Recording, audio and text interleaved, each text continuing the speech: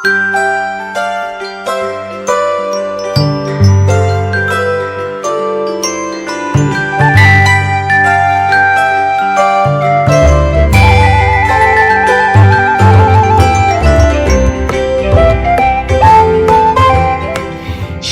sahabat GPIB dimanapun berada, bagaimana kabarnya pagi hari ini? Harapannya kita semua dalam keadaan yang sehat dan penuh sukacita. Bersama dengan saya, Pendeta Kesha Elsa Bawole, saat ini dipercayakan oleh Majelis Sinode untuk melayani di GPIB Jemaat Sola Gracia Batu Licin, Pospelkes Aras Tamiang Bakung. Dalam program kesayangan kita bersama Morning Call GPIB, yang di dalamnya kita akan merenungkan sabda firman Tuhan. Namun sebelum itu, mari kita minta tuntunan Roh Kudus, kita berdoa. Ya Bapa, kami sungguh berterima kasih. Kami mengucap syukur atas setiap segala perbuatan Tuhan dalam hidup kami, atas segala karya-karya Tuhan bagi kami. Ketika pagi hari ini Tuhan boleh membangunkan kami dari tidur malam kami, ketika hari ini kami diberikan kesehatan bahkan kekuatan kemampuan untuk menjalani seluruh aktivitas kami di sepanjang hari ini. Kami mau mensyukurinya dalam pembacaan firman Tuhan, dan biarlah Roh Kudus menuntun hati kami masing-masing agar setiap kami boleh memahami, mengerti dan juga dapat melakukan, mengerjakan dalam setiap hidup yang Tuhan percayakan bagi kami. Berfirmanlah ya Tuhan, karena anak-anak-Mu siap untuk mendengarkannya. Amin. Jemaat yang dikasihi Tuhan, pagi hari ini kita akan merenungkan sabda firman Tuhan yang terambil dari sabda bina umat GPIB dalam surat Petrus yang pertama, pasal 2 ayat 1 hingga ayatnya yang ke-8. Saya akan bacakan buat kita sekalian dalam terjemahan baru edisi 2. Karena itu, buanglah segala kejahatan, segala tipu muslihat dan segala macam kemunafikan, kedengkian dan fitnah. Sama seperti bayi yang baru lahir, hendaklah kamu selalu menginginkan air susu yang murni dan rohani, supaya olehnya kamu bertumbuh dan beroleh keselamatan. Jika kamu benar-benar telah mengecap kebaikan Tuhan, datanglah kepada Dia, batu yang hidup itu, yang memang dibuang oleh manusia, tetapi dipilih dan dihormati di hadirat Allah. Biarlah kamu juga dipergunakan sebagai batu hidup untuk pembangunan suatu rumah rohani, menjadi imamat kudus untuk mempersembahkan persembahan rohani yang karena Yesus Kristus berkenan kepada Allah. Sebab ada tertulis dalam kitab suci, sesungguhnya aku meletakkan di Sion sebuah batu penjuru yang terpilih dan mahal. Dan siapa yang percaya kepadanya tidak akan dipermalukan. Karena itu, bagi kamu yang percaya, ia mahal.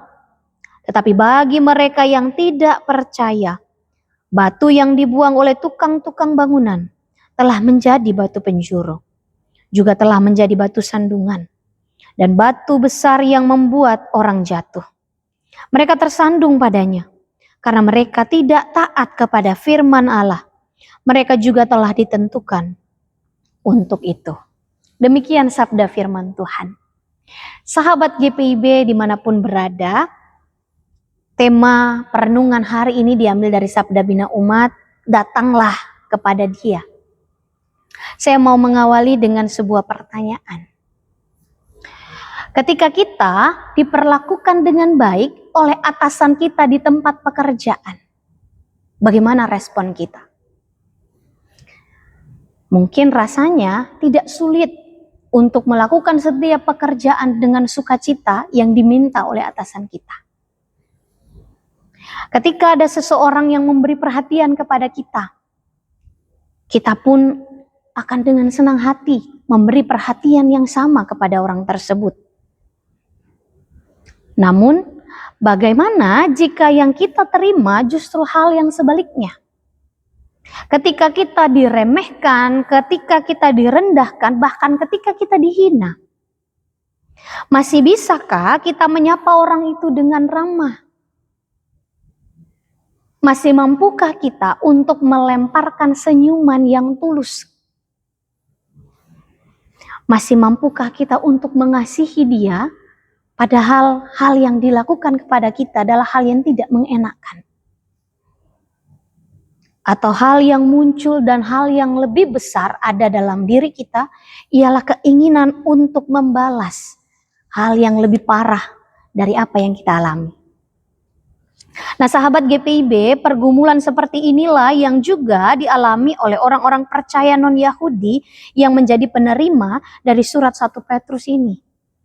Mereka hidup di tengah tekanan, dalam penderitaan dan penganiayaan karena iman kepada Yesus Kristus. Sebagai manusia, respon yang paling lumrah muncul adalah marah. Rasa ingin membalas dengan kata-kata yang menyakitkan. Atau mungkin kita membalas dengan perbuatan yang lebih besar untuk menunjukkan bahwa kita lebih hebat daripada dia. Di tengah-tengah situasi yang demikian, Petrus tidak mendorong mereka untuk membalas kejahatan dengan kejahatan. Sebaliknya, Petrus mengingatkan kembali identitas mereka sebagai orang-orang yang percaya kepada Kristus. Mereka adalah orang-orang yang dilahirkan baru di dalam Kristus Yesus. Kelahiran baru bukan sekedar perubahan status sebagai orang percaya, tetapi juga perubahan dalam cara hidup, perubahan karakter. Karena itu Petrus berkata, buanglah segala kejahatan, segala tipu muslihat, segala macam kemunafikan, kedengkian dan fitnah dalam ayatnya yang pertama. Petrus mau menegaskan bahwa orang yang telah lahir baru dalam Kristus, mereka akan dipanggil untuk menanggalkan karakter lamanya dan mengenakan karakter yang berkenan kepada Allah sebagai karakternya yang baru, manusia yang baru. Kehidupan yang telah diselamatkan harus terlihat melalui perubahan sikap dan perilaku setiap hari. Ia mesti nyata dalam tutur kata yang juga sejalan dalam perbuatan dalam kehidupan. Hal yang selanjutnya, Petrus mengibaratkan orang percaya itu seperti bayi yang baru lahir, yang selalu merindukan air susu yang murni. Air susu itu menggambarkan firman Allah yang menjadi sumber pertumbuhan rohani.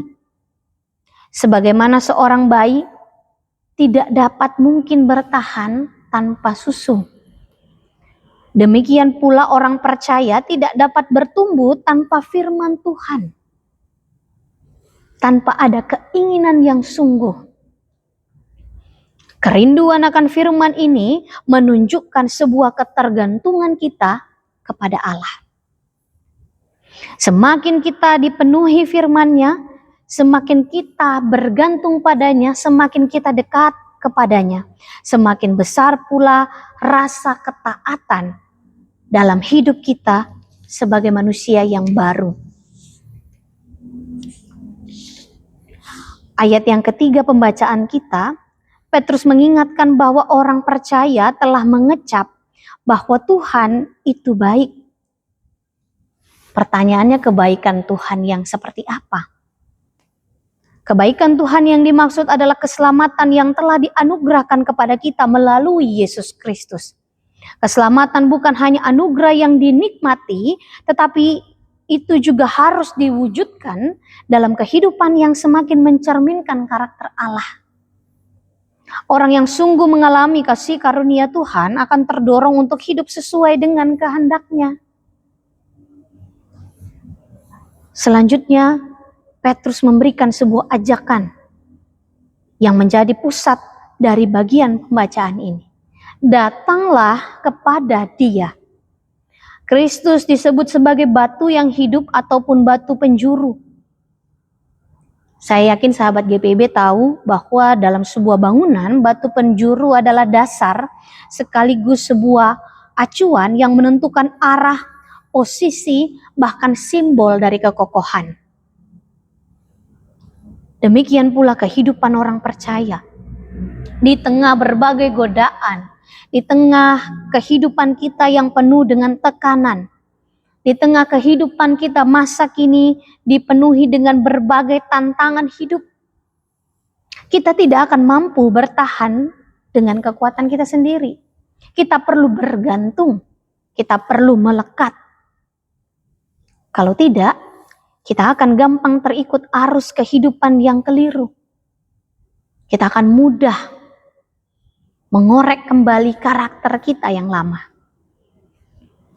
Sehingga kita akan membutuhkan sebuah dasar yang kokoh. Kita akan membutuhkan sebuah batu penjuru yang akan membuat kita berdiri tegak pada hal-hal yang berkenan pada Allah. Yaitu kita perlu bersandar kepada Yesus Kristus. Kita harus punya kesadaran untuk datang kepadanya dan melekat kepadanya. Seperti seorang bayi yang perlu mendapatkan sebuah susu murni.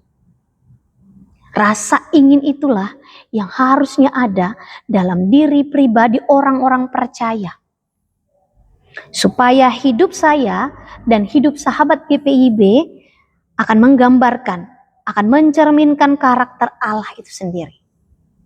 Dan itulah yang akan menjadi pembeda antara pengikut Kristus dengan dunia ini. Dan melalui cara hidup kita, cara hidup saya dan cara hidup sahabat GPIB dimanapun berada, orang-orang di sekitar kita akan merasakan kasih Allah yang sesungguhnya melalui kita, melalui hidup kita, tutur kata kita, dan perbuatan kita. Kiranya firman Tuhan yang kita dengarkan dapat kita lakukan, dapat kita kerjakan dalam kehidupan kita sehari-hari. Kita berdoa. Ya Tuhan, kami berterima kasih untuk firman yang sudah kami dengarkan. Kiranya firman yang sudah disampaikan kepada kami dapat melakukannya, kami dapat mengerjakannya. Kami tidak hanya menjadi pendengar, tapi kami mau menjadi pelaku yang setia, yang taat, yang mau datang melekat kepada Tuhan, yang mau bersungguh-sungguh bersandar dan menggantungkan seluruh kehidupan kami kepadamu. Agar hidup kami menjadi hidup yang teratur, terarah, dan kami mau menjadi orang-orang yang hidup takut akan Tuhan. Kami mau berdoa Tuhan untuk setiap hal yang akan kami lakukan dan kami kerjakan di sepanjang hari ini. Biarlah Tuhan yang pimpin dan sertai agar segala sesuatunya dapat berjalan sebagaimana mestinya. Bahkan seluruh orang-orang yang terlibat dalam mewujudkan morning call bahkan night call, Tuhan juga memberkati mereka dalam tugas tanggung jawab pelayanan mereka agar dapat menjadi berkat buat siapa saja. Kami mau menyerahkan seluruh kehidupan kami agar semuanya dapat berjalan sebagaimana yang Tuhan kehendaki dalam kehidupan kami, pribadi lepas pribadi. Amin. Selamat beraktivitas sahabat GPIB, Tuhan Yesus memberkati.